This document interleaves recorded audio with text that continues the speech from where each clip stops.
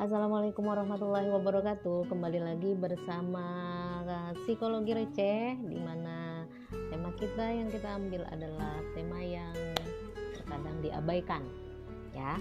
Oke, tema kita hari ini adalah tentang self control. Sebelum kita tahu lebih jauh lagi, ada baiknya seperti biasa kita kasih pengertiannya dulu nih, apa sih sebenarnya self control itu? Self control itu adalah pengendalian diri seseorang secara sadar sehingga perilakunya itu tidak mengganggu orang lain.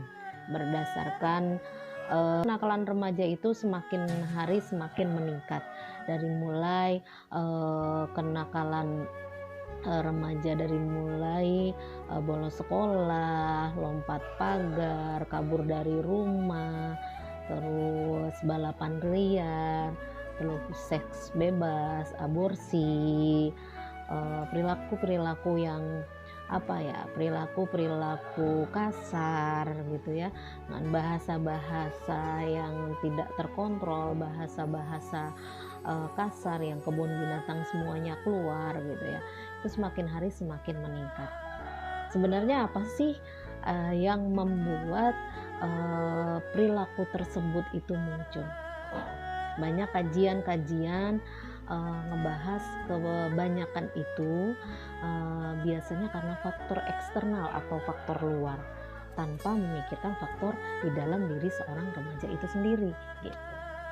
Seharusnya bukan hanya faktor eksternalnya saja yang dianalisa, tapi juga ada faktor-faktor dari dalam diri orang itu sendiri. Meskipun pada dasarnya semua orang akan berpotensi untuk melanggar aturan yang ada di lingkungan sekitar. Tapi dari potensi tersebut ada orang yang bisa menahan untuk tidak melanggar, dan ada orang yang tidak bisa melanggar aturan-aturan yang ada di lingkungan tersebut. Apa sih sebenarnya aspek-aspek atau macam-macam daripada self control itu atau pengendalian diri itu? Yang pertama adalah behavior control. Behavior control itu adalah ketika perilaku seseorang bisa mengendalikan diri ketika mendapatkan suatu peristiwa yang tidak mengenakan. Misalkan peristiwa orang tuanya meninggal nih, ia ketika ia memiliki self control yang bagus, ia bisa meluapkan emosi-emosinya, meredam emosi-emosi kesedihannya itu dengan cara yang baik. Misalkan seorang remaja itu putus dengan hubungannya itu putus dengan pacarnya gitu.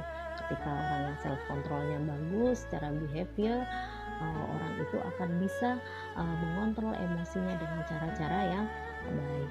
Ketika ia menginginkan sesuatu, misalkan dibelikan motor, minta dibelikan motor sama orang tuanya, sedangkan orang tuanya tidak mampu atau belum ada uang untuk membelikan motor,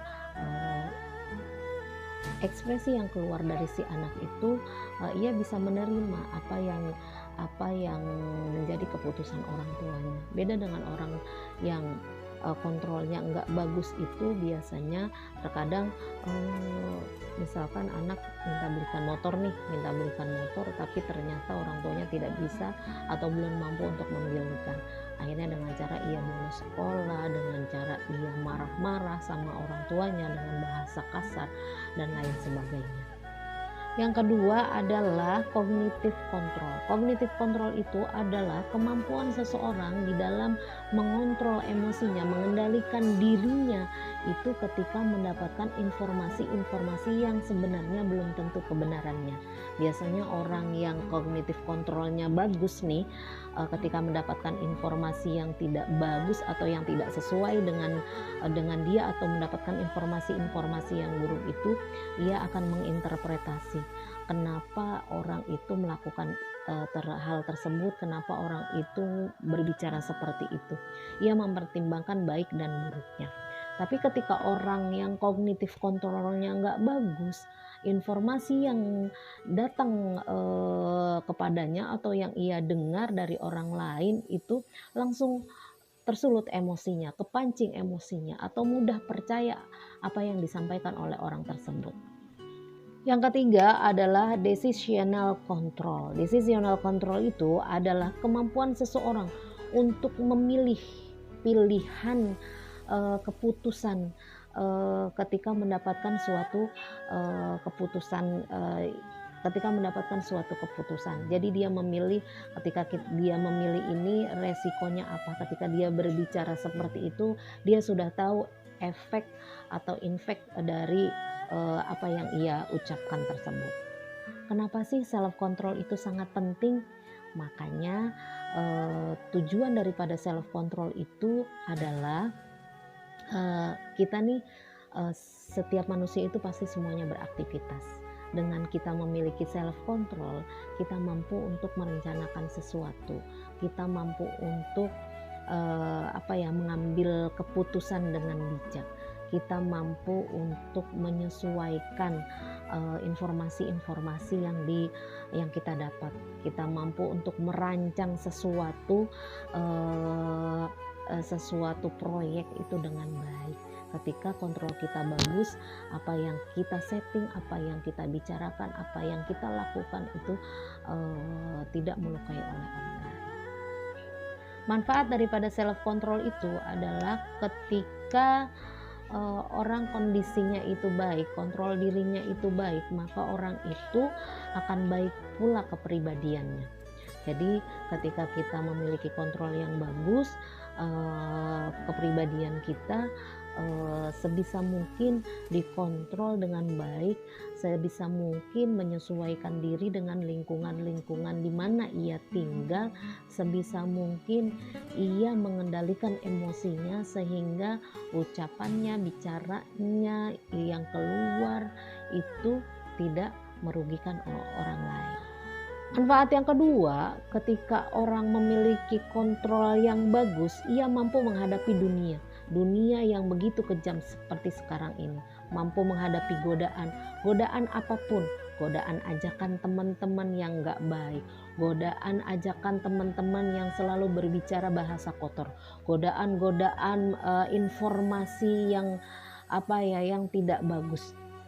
Terus mampu mengendalikan dirinya sehingga tidak mengikuti sesuatu yang tidak bagus atau sesuatu yang negatif. Ya, ketika orang memiliki kontrol yang bagus, memiliki self control yang bagus, ia akan menjalin hubungan baik dengan orang lain. Ya, sebisa mungkin ia jaga perasaannya, sebisa mungkin ia jaga hubungan antara pertemanannya gitu. Ketika berucap, ketika berperilaku ataupun bertingkah itu ia berusaha untuk tidak menyakiti orang lain. Yang terakhir yaitu manfaat daripada self control adalah ia mampu bertanggung jawab. Mampu bertanggung jawab secara ucapan, secara perilaku, secara tingkah lakunya, apapun yang ia lakukan itu ia mampu untuk bertanggung jawab terhadap apa yang diembankan kepadanya. Bagaimana nih kalau kita belum bisa tumbuh self controlnya? Kita sama-sama belajar, nanti ada tipsnya nih ya, ada jangka panjang, ada juga jangka pendeknya. Yang pertama yaitu kenali perilaku impulsif. Perilaku impulsif itu perilaku yang muncul tiba-tiba tanpa terkontrol oleh diri kita sendiri. Misalkan langsung celetak-celetuk seperti itu ya. Kita buat daftarnya, oh iya saya sering bahasanya ini kotor.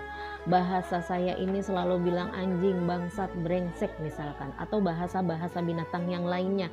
Itu kita list dulu, kita buat daftarnya terlebih dahulu. Atau kita mudah misalkan, oh iya saya gampang banget tersulut nih emosi saya kalau misalkan mendengar sesuatu apapun. Kita list dulu, buat daftarnya terlebih dahulu untuk kita rubah sedikit demi sedikit. Yang kedua, kita berikan waktu. Setelah kita sudah list tuh daftar-daftar apa yang ingin kita rubah, kita kasih waktu biar perilaku impulsif itu di sini di otak kita akan berpikir gimana caranya ya untuk melupakan atau menghilangkan perilaku-perilaku tersebut. Kalau sudah kita daftar, kita list, terus kita pikirin itu caranya kayak gimana, eee, setelah itu kita alihkan. Ketika perilaku-perilaku impulsif itu muncul, perilaku-perilaku yang tidak pernah terpikir berucap atau langsung, tergerak, tingkah kita gitu ya, kita alihkan dengan sesuatu yang, bermanfaat atau sesuatu yang, bisa menyenangkan hati kita. Misalkan kita alihkan dengan hobi kita gitu ya. Misalkan kita suka berbicaranya nggak bagus nih, bicaranya kasar nih gitu ya. Kita bisa alihkan bicara-bicara tersebut dengan bahasa-bahasa yang lebih bagus. Misalkan dengan bahasa-bahasa bahasa Inggris, bahasa Arab ataupun bahasa-bahasa yang lain. Sehingga kan kosakata kita itu akan lebih bagus gitu ya.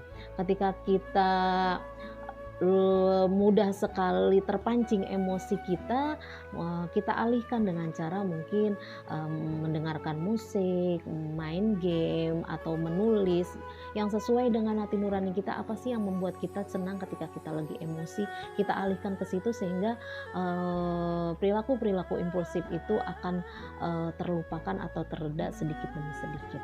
Kalau jangka panjangnya tadi sama, yang pertama kita harus membuat daftar dulu, daftar list apa aja perilaku impulsif yang muncul, kita buat listnya satu demi satu bahwa dan kita sadar bahwa perubahan itu sebenarnya dari dalam diri kita sendiri, bukan dari orang lain. Meskipun orang lain sudah memotivasi kita mulutnya sampai berbusa, tapi kalau di dalam diri kita sendiri tidak ingin adanya perubahan, itu sia-sia aja gitu.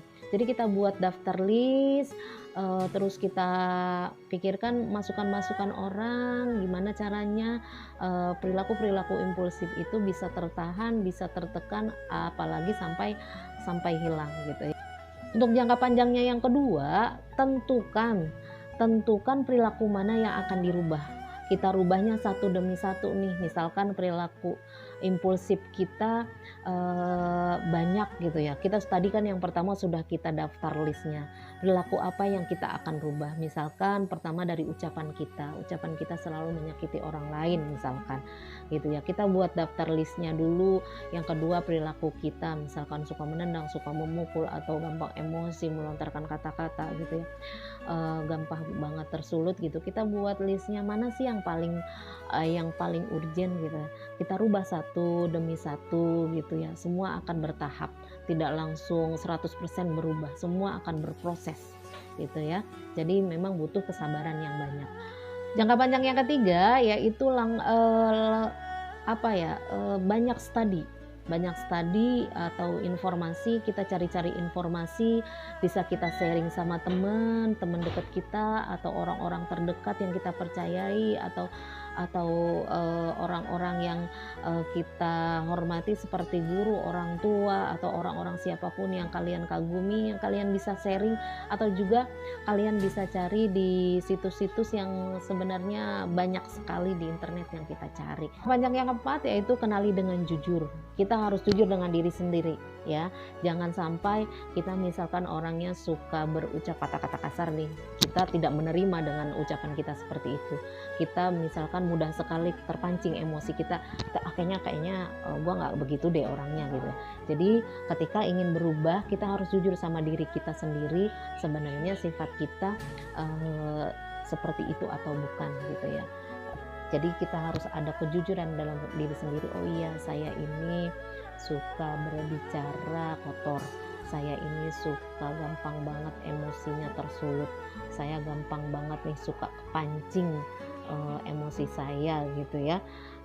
Itu kita buat listnya terlebih. Kelima yaitu kenali tujuan kamu untuk berubah itu apa tujuannya ya. Jangan sampai tujuan kamu itu bisa hilang ya.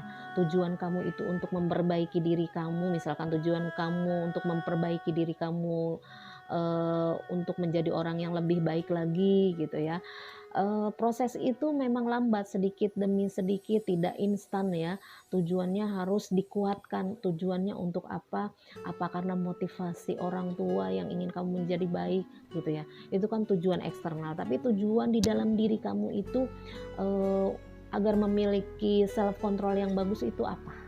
Ya, itu tujuannya harus dikuatkan.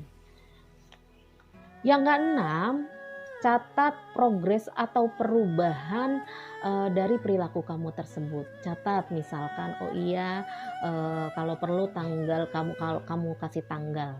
Ya, kamu kasih tanggal di kalender itu, misalkan dari tanggal 5 sampai tanggal 10 saya nih harus bisa mengendalikan ucapan saya gitu. Tanggal segini sampai segini saya harus bisa mengendalikan perilaku saya gitu. Kamu harus catat progresnya. Kalau misalkan progresnya cuma sedikit, nggak apa-apa, itu adalah suatu proses perubahan sebenarnya ya. Kalau misalkan tidak ada perubahan, gimana caranya, tipsnya yang agar kamu bisa merubahnya dengan baik dan kamu juga enjoy gitu, tidak merasa terpaksa. Jangka panjang yang ketujuh, yaitu motivasi diri kamu. Ya, kasih semangat diri kamu jika prosesnya itu lambat, jika prosesnya itu tidak instan. Ya, karena terkadang karena perilaku impulsif yang sudah terbiasa itu kan akan melekat di dalam diri kita gitu. Ketika kita sudah biasa ngomong anjing lu gitu. Ketika kamu sudah biasa ketika mendengar informasi yang bagus, yang enggak bagus itu kamu langsung spontan emosi, itu kan akan berproses pelan-pelan untuk merubahnya, tidak langsung 100% orang itu akan berubah. Heran orang kalau misalkan tiba-tiba berubah 100% ya. Motivasi diri kamu, terus kamu motivasi, kamu pasti bisa. Tanamkan di dalam diri kamu, kalau perlu bisikan hati kamu bahwa kamu akan menjadi orang yang lebih baik lagi, kamu akan bisa menjadi orang hebat, kamu akan bisa menjadi orang yang bijaksana, menjadi orang yang bisa menyenangkan oleh orang lain, bisa menyenangkan orang yang lain. Yang kedelapan, salurkan energi positif kamu dengan yang lain.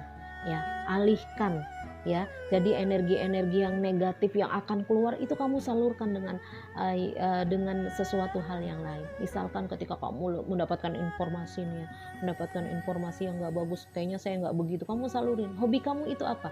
Misalkan hobi kamu itu masak, kamu masak sebanyak-banyaknya, kalau perlu kamu bagikan itu sodako gitu ya. Atau juga kamu mendapatkan situasi yang tidak mengenakan gitu ya, kamu usahakan jangan sampai kamu kepancing, gimana kamu alihkan dengan cara yang positif ya, sehingga lama kelamaan kontrol diri kamu akan terbentuk dan terbiasa dengan hal-hal yang baik.